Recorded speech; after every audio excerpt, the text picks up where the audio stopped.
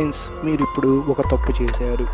మీరు తప్పు చేసినందుకు శిక్ష వచ్చేసి ఇలా ఈ చెక్కదిమ్మపై మిమ్మల్ని కూర్చోబెట్టి 2 కాళ్ళకి అటు ఇటు 10-15 కేజీల బరువు పెట్టి కిందకి లాగితే ఎలా ఉంటుంది?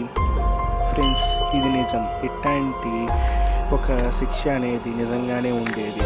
ఇప్పుడైతే లేదు, కానీ పాతకాలంలో ఇలాగే ఉండేది. దీని పేరు వచ్చేసి స్పానిష్ డాంకీ.